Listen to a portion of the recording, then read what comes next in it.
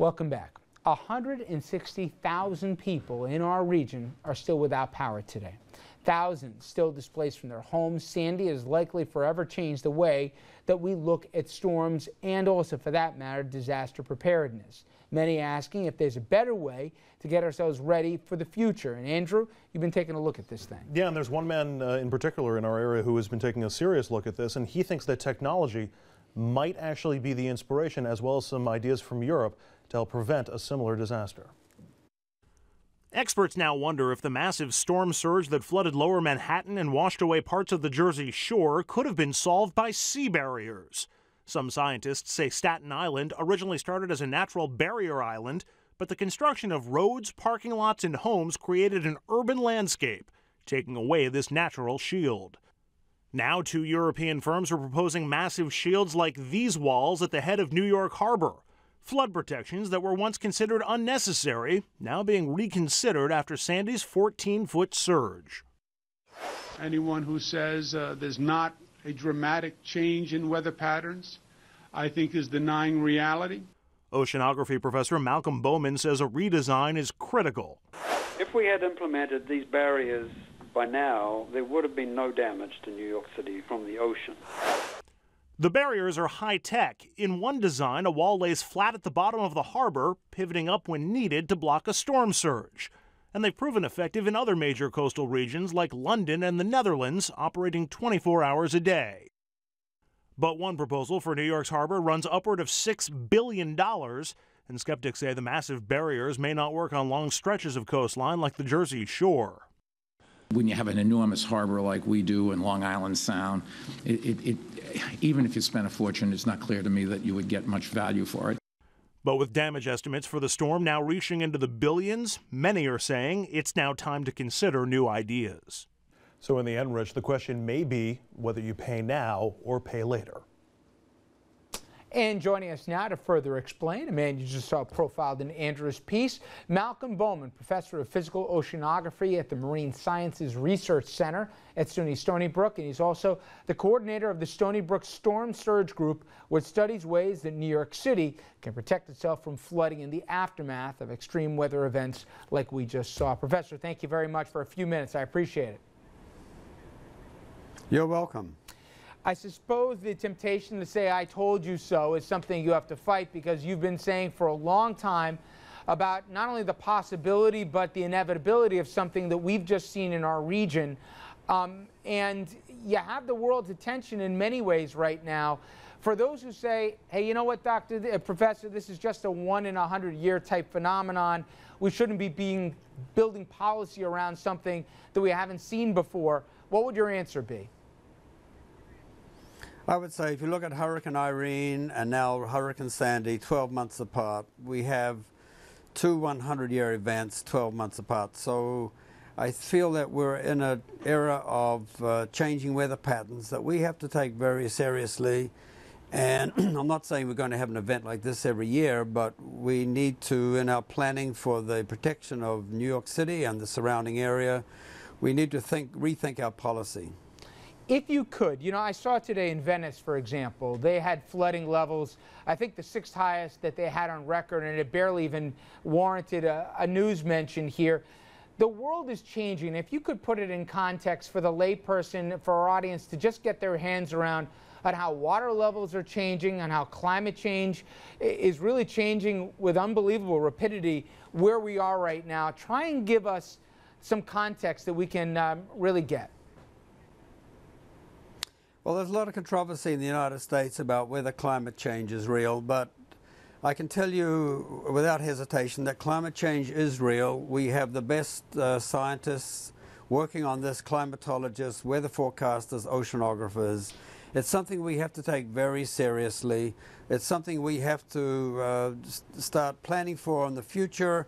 I'm not saying that Irene and Sandy prove climate change, but they are consistent with climate change. It's like building a case. They're exhibits A and B, and we're going to see exhibits C, D, E, and F coming along that we must be prepared for.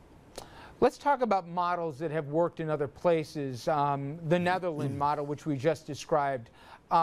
How would it work if we tried to do it here? And again, I guess use the context of the superstorm that we just really saw come through here.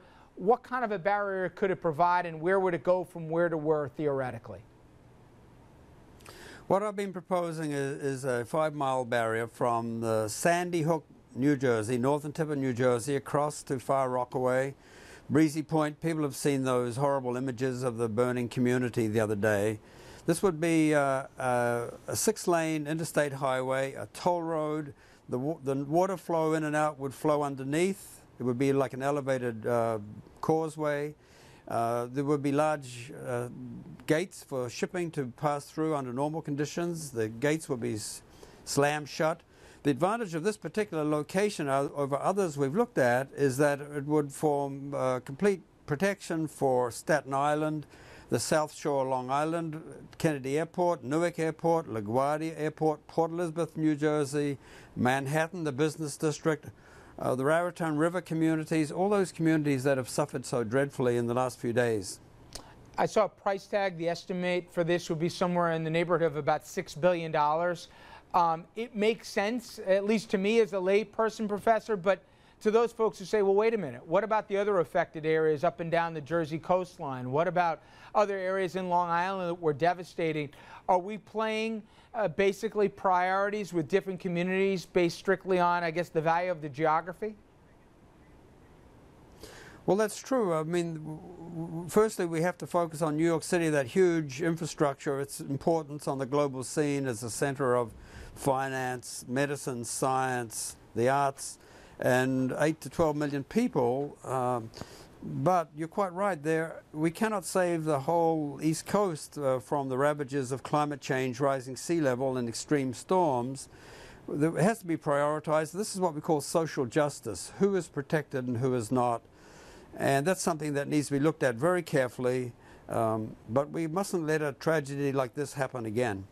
Do me a favor, Professor, and scare the audience a little bit, because I think you have the attention of folks. And I've heard at every level of government, both federal, state, and even in the municipalities, everybody agrees this will happen again. There was a study conducted in 1995 that lays out, and just to remind everybody, it's not like we got hit by a Category 5 here. By the time it made landfall, though a nor'easter, it wasn't even a Category 1.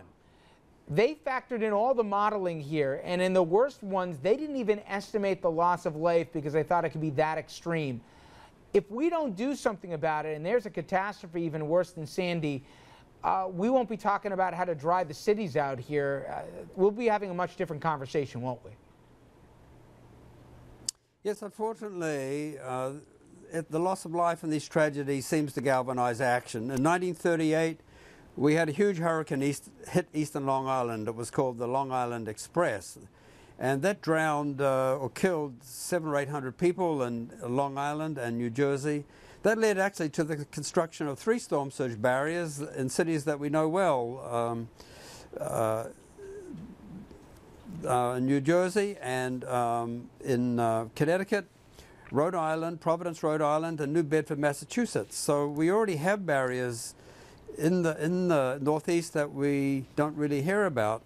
If you look at the European experience, in 1953 there was a very large storm in the North Sea that killed several thousand people in the Netherlands, Holland, and southeast England.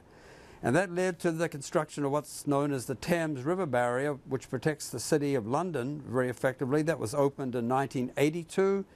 And the Dutch have built up a system they call the Delta Project, a system combining of both nourished or built sand levees or sand dunes that are already in existence, that have been strengthened, plus engineering structures to protect their cities and their ports.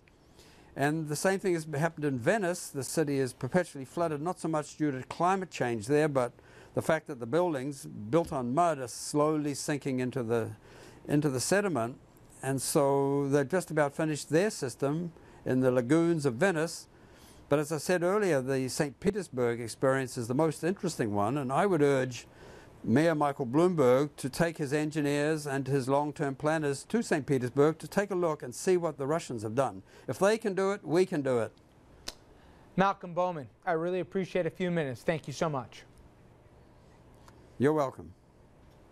$6 billion, Dom, still is a lot of money. At the end of the day, I think if you're Mayor Bloomberg and you want a legacy, this is one of these things here that you get behind. Not that he can push it over the finish line, but I think you got Cuomo, you got Bloomberg, who are behind something for this conversation. Any chance this happens?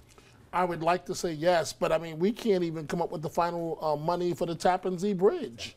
And so I just don't see it realistically happening. Unless it comes from the feds. One other number that we heard, $30 billion. President's coming here on Thursday, and Governor Cuomo says $30 billion is what just New York needs. Were you surprised that big a number is going to greet the president when he comes into our neck of the woods? I was surprised by the timing. I don't know what is gained by putting the president on the spot on his visit here, but perhaps the governor has a strategy that I'm not aware of. Chris Christie made Obama look good. I don't know what Andrew's thinking. Measured response from Richard Brodsky. To read into that, we will be right back after the break. Stay with us.